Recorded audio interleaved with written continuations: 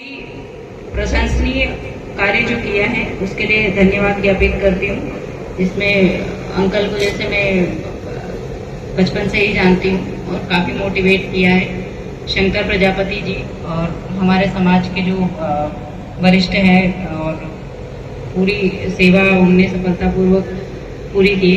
इसके अलावा मेरे पिताजी, हम लोग भी बहुत ही छोटे और कृषक फैमिली से मैं बिलोंग करती हूँ, लेकिन मेरी माता भी बहुत ज़्यादा पढ़ी लिखी नहीं है। लेकिन मेरी मम्मी में जो जज्बा था कि नहीं मुझे बच्चों को पढ़ाना है, और बहुत छोटा सा गांव है यहीं पास में, वहाँ से हमारे माता पिता ने हमें निकाला, मुझे मेरे मामा के यहाँ पढ़ने के लिए भेजा था। आर्थिक स्थिति कुछ भी हो, समाज में स्टेटस कैसा भी हो, ये मायने नहीं रखता है। सबसे पहले माता पिता में हमारे बच्चों को आगे बढ़ाने की कहीं ना कहीं अंदर से जिज्ञासा होनी चाहिए।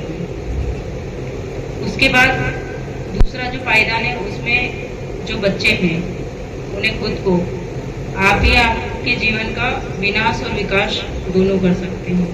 आपको डिसाइड करना है कि आपको क्या करना है। इसके अलावा जो सबसे इम्पोर्टेंट क्रूशियल रोल प्ले करते हैं माता पिता, और जैसे कई लोगों की मेंटालिटी सेट हो चुकी है कि बस बच्ची हुई है शादी कर दो और जाने दो।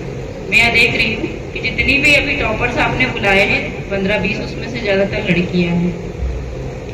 मैं आपसे यही निवेदन, जैसे मेरा ये सौभाग्य रहा कि मुझे इन लॉज मेरी ससुराल फैमिली बहुत अच्छी मिली और मुझे सपोर्ट किया, और इवन जो मेरे मामा जी जो है मेरे पिता तुल्य है, और मेरे पिताजी ने आफ्टर मैरिज मुझे बहुत ज़्यादा सपोर्ट किया पढ़ाई में। तो मैं वरिष्ठ जनों से तो यही कहना चाहूँगी कि आपके घर में जो बहू बेटी आती है या आपकी बच्चियाँ हैं उन्हें आप ज़्यादा से ज़्यादा पढ़ने के लिए प्रेरित करें, क्योंकि उनकी पहली प्रेरणा आप ही है। कई लोगों को मैंने देखा वो पहले पायदान में भी अपने बच्चों को डिमोटिवेट कर देते हैं, अरे तुम्हें क्या करना है पढ़ के, चूल्हा चौका ही तो करना।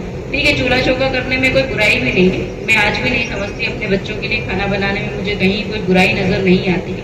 लेकिन उसके साथ ही यदि हम स्वयं का विकास और समाज का विकास और परिवार का विकास, हम आर्थिक रूप से स्वतंत्र बने, खुद के ऊपर आत्मनिर्भर बने, इसमें कोई बुराई नहीं है।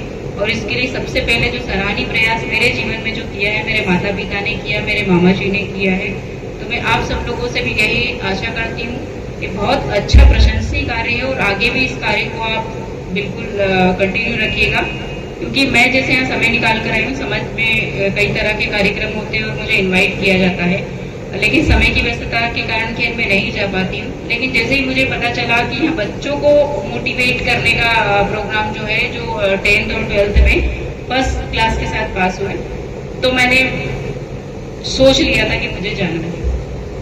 तो इसलिए मैं आप लोगों को फिर से धन्यवाद देना चाहूँगी कि समाज में इस तरह के कई भी कार्यक्रम। थैंक यू अंकल, आप भी आए।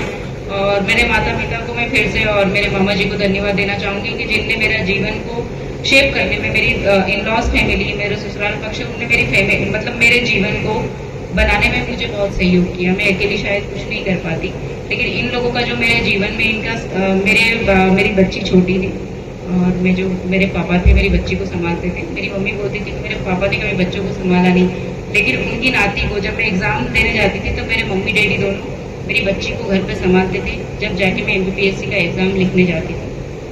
तो मैं चाहती हूँ मुझसे प्रेरणा ना लेके सबसे पहले जो समाज के वरिष्ठ जन हैं और जो भावी जो बच्चे हैं आपके, उनके माता पिता हैं, पालकगण हैं, वो हमारे माता पिता और हमारे परिवार ने जो बीड़ा उठाया था कि हमें बच्चों को पढ़ाना। आज हमारी फैमिली में 3 डॉक्टर्स हैं, एक वकील है, और मेरा जो खुद का भाई है वो आर्मी में लांस नायक के पद पे, एक भाई मेरा बैंकिंग सेक्टर में है। मतलब कहीं ना कहीं सब बहुत अच्छे पदों पर हैं। तो मैं आप सभी से निवेदन करती हूँ कि आप सोच बड़ी रखिए, सोच ऊंची रखिए और हमेशा अपने बच्चों को पढ़ने के लिए प्रेरित कीजिए। Thank you. मेरे लाने बच्चों के लिए, लड़कियों के लिए भी मैं विशेष तौर पर कहना चाहूँगी, कभी भी ऐसा काम मत करना जिससे आपके पिता का सिर नीचा हो। हमें ऐसा ही काम करना है कि हमारे पिता को सम्मान मिले और हमारे पिता सिर ऊंचा करके चल सके। Thank you.